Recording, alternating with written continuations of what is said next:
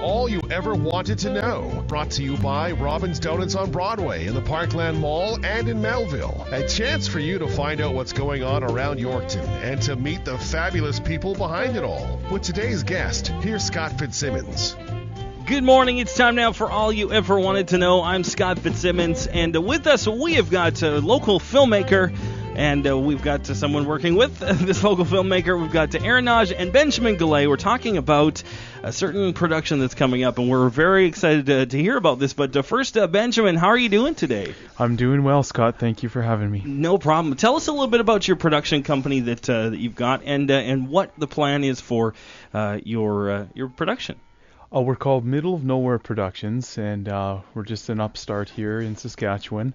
I moved to Saskatchewan from Calgary about 2 years ago, and in the hopes that this was a dream of ours to make not only short films but eventually move up to major films, which of course any filmmaker always wants to try and do. But our first project is called Homefield Advantage: The Fans Behind the Game. And it's a documentary about, well, football fans. There you go. It's a great place to be, especially in this province, and definitely something that will definitely draw some eyes towards it because of all the football fans in this place. And we've got Aaron Nagy, who is a football fan himself. How did you connect with Benjamin? Well, through work, I was going up to Norquay to do some work up there, and then I met up with him and found out he had this project to do with football. And as you and I both know, we both love our football. Got chatting, went over for a couple coffees, talked about it, and then joined forces with Benjamin for this worthwhile cause. Now, tell us where the idea for this came from. I actually came from a short story about myself growing up. Football was in our culture. It was everything. Every weekend we watched the Riders. We watched every game actually. Yeah. But as a personal experience, one time we were on our way to a game, and our house caught fire on the way to the game. Oh no! And instead of turning around, going home, and saying, "Well, what are we going home to?" Yeah. We went to the game. Oh wow!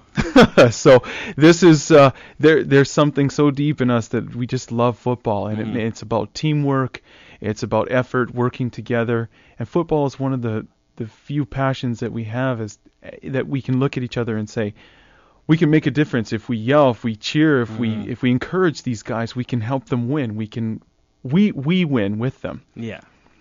Well, that's great. I know that that's one of the things that I feel about being a fan. There's so much you can do, and people kind of don't realize what part they can play in that. And I think it's great to see the different parts of it. Have you started filming already for this production? The documentary is ongoing. So anytime we're asking fans all over North America, honestly, to join us on Facebook or to email us and let us know your story. So as they come in, we go and visit these people and we record.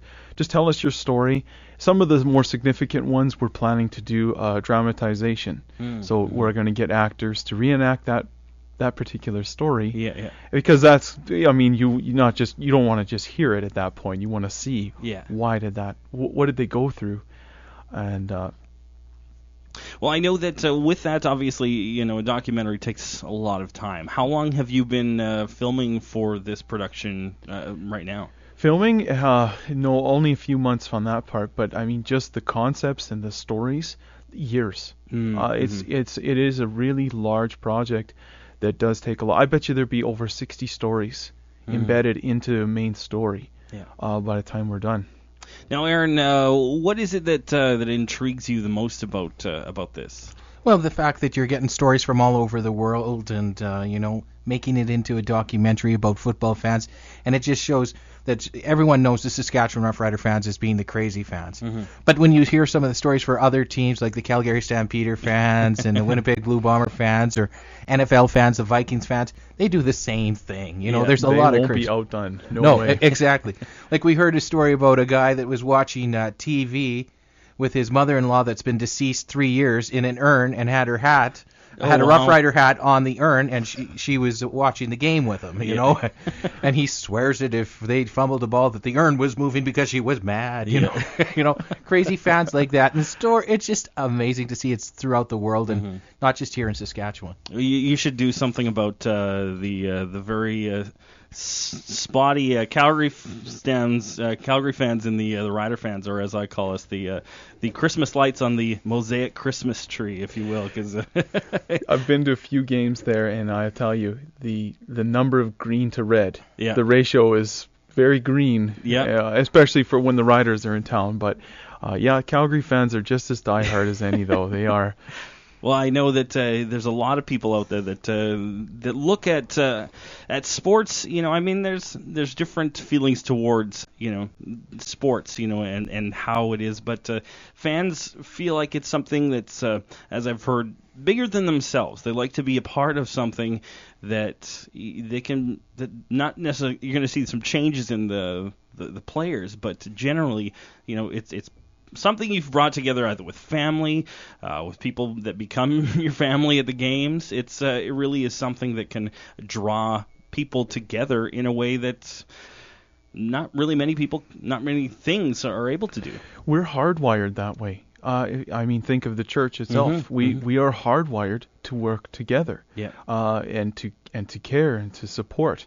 And I mean, that's really the nature of what we're trying to show in this film, is to say why do we have this great church, we have all these people that were believers, and we want to help each other, and yet football is something that we really dynamically do that. I mean, people, when they're yelling in the stands, they really are believing that by their participation that they are significantly helping their team, their players. They're shouting against the enemy. And it's concerted. Everyone in the stands is cheering for the same reason. Well, and ask any of the players on the field. I mean, ask why they start waving, you know, for the fans to get loud, because it gets them going and has a huge impact on the game. But it's definitely something that we're excited to be talking about. This video, this documentary. We'll talk more about how you can be a part of this and more with Benjamin Galay and Aaron Nagy right after this on All You Ever Wanted to Know. All You Ever Wanted to Know, brought to you by Robin's Donuts on Broadway in the Parkland Mall and in Melville. If you have a question for today's guest, call now, 783-5160. We're back here on All You Ever Wanted to Know. Scott Fitzsimmons. We're talking with Benjamin Galay and Aaron Nagy. We're talking about Middle of Nowhere Productions. Now, you're based out of Norquay. Let's go back a little bit and see, because I know that movie making is something that people have an idea for. They get excited for it. They maybe even look into it a little bit, and sometimes it doesn't happen, but sometimes it does. Now, what was it that made you want to be making movies, and what brought you to this point? I grew up across the street from a movie theater. Oh, nice. And I couldn't go through a week without thinking, I wonder what's coming next. I want to be there. I would just pester everyone. Can I mow your grass, please? I'll make $1, because I needed to be there. And when I was about 5 or 6, I was interested in sitting in the very front, and yet I would turn around and look back and watch the responses of people in the theater. And I noticed that films were so emotional for people. They would really get into it, and after the movie was over, they wanted to talk about it. They wanted to explain what their experience was of being in there, and I was hooked. Immediately hooked. So even though I've taken many different routes, God's just been funneling me this way for a long time. So now, how did that come to be? Did you go to school for this? Is this something that you've trained yourself for? Yeah, I've taken several routes, actually. I went to Western Academy in broadcasting, learned a lot from there, worked for CTV here in Yorkton, actually, for quite a while. Then I moved to Calgary, and I actually got into acting and with a private studio that was very intense, and saw all the aspects. I worked with Disney a couple times. There always seemed to be some connection with somebody that either we want you to come and help us with acting, or come be behind the scenes with us, and or creatively, we always, as a team that I have now, we even my brother and Brendan, we all wanted to do this. But for myself, I always wanted to be in it. Yeah. Every job I've had, I've talked about the impact that films have in people's lives. Well, it's definitely something that takes a lot of work, I'm sure, and years of experience as you're looking at this. And I mean, with something like this, what brought you to this the video? I mean, obviously there's the idea, there's the stories, like you said, there's years of stories that come through this. What was it that put that idea into play here? Recently, and I think a lot of people know that the film tax credit was obliterated in Saskatchewan.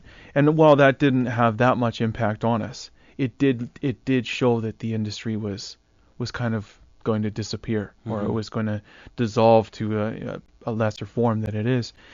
And Brendan and I actually were spending a lot of time talking about when would we ever find the right way to get this started. When are we ever? What is it going to take? We're going to have to do the old Hollywood grinder. Find someone that has some money, that likes our idea. The process is very uphill, and there's a lot of pressure. If you're not going to market this idea, this film properly, you're already on the losing end, on the downslope. Or if you're not going to get a good return on investment, and that's why people feel that movies always have this canned feeling. They're always, you can predict it, you always feel like it was geared towards a certain group. But yet, about 3 days before the film tax credit was finished, Brendan called me, and we were just talking about how what are we going to do about this. And I just felt that this was a time for faith, that we shouldn't just sit around and say, oh, the sky is falling. We took a stand, and we'd been praying about it a lot. But honestly, we just felt that God was really telling us, no, there is the way that everyone says things will work, but I work very differently. And I want you to know that this is something that we now believe is for our benefit, that even though everything looks dark and dim, this is for our benefit, for His glory at this point. That's what really pushed us through the door, and okay, start talking to people, get out. And that's actually how I ended up talking to you guys as well, right? So that's an interesting story, right? Yeah, definitely. There was so much pressure. We were in the middle of moving. My wife is pregnant, and I have 2 little kids, and it was just so much pressure. And Brendan and I were talking and planning, and at one morning I woke up, and I just felt like I was just getting overextended, and I just stopped and went before the Lord and said, I'm getting in the wrong direction here. I'm picking this up when you are the one that has shown me this is where we should go. And I felt Him just saying, no, I just want you to do what you normally do. Do a little work with Brendan this morning, and take your kids for a bike ride like you do every morning. Well, I did, and they're very used to the routine that we have. And it just so happened that I ended up going to a little hardware store in Norquay. That's right. And bumped into you guys. And that's part of just, you can't plan for those moments. God has such a great design, and that's what we should just trust Him, and that's what we're doing with this whole process.